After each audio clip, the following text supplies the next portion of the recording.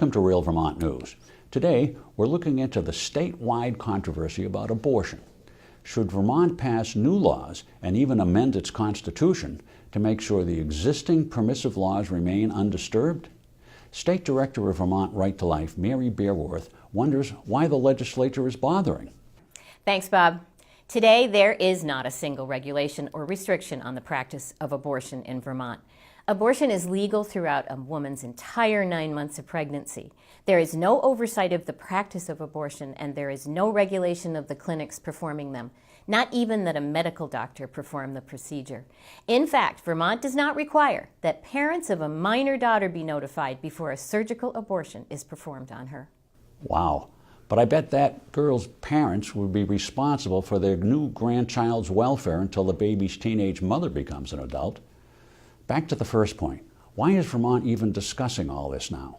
Good question. The appointment of 2 new conservative justices to the U.S. Supreme Court gives Vermont's progressives and Democrats a great opportunity to play on people's fear that Roe v. Wade will be overturned. But Vermont's own Supreme Court ruled that abortion was lawful in 1971 with Beecham versus Leahy.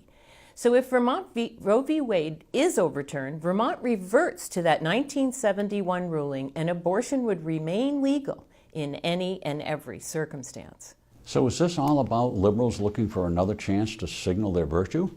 Perhaps, but abortion is big business in a permissive state like Vermont. Planned Parenthood, for example, owns and operates 12 clinics here and performs 90% of the 1,300 abortions performed on Vermont women every year. They get annually they get state and federal funding, and their private fundraising efforts are used to help elect politicians who, of course, support the Planned Parenthood agenda of unlimited and unregulated abortion. The UVM Medical Center, the state's largest hospital, just jumped into this battle too. They say they support abortions at all stages of gestation. In fact, a recent internal policy memo says abortion at 22 weeks and earlier is simply a decision between a patient and a doctor. But according to a 2015 study published in the New England Journal of Medicine, babies born at 22 weeks have a nearly 25% survival rate if they're actively treated in a hospital.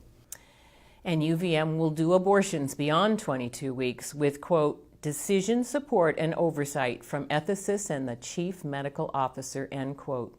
Whatever that means, and 25 weeks, and after 25 weeks, which is right at 6 months, UVM says abortions are, quote, extremely rare and only occur after extensive consideration of exceptional medical need, end quote. But UVM offers no explanation of what that exceptional medical need would be, and they do not completely rule out these 3rd trimester abortions when most fetuses would be able to live outside the womb.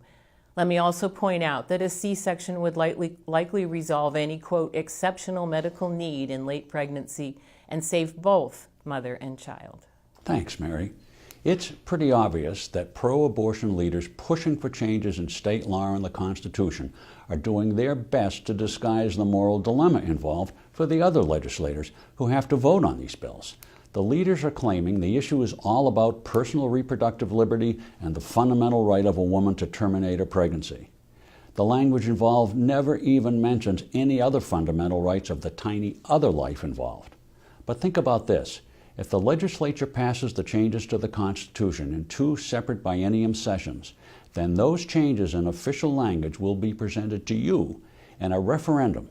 And despite the attempt to disguise the moral dilemma involved, you will get a chance to vote on whether that tiny other life can or cannot be ignored. And that's all the Real Vermont News we have time for. A lot more happened, and we'll be looking into all of it.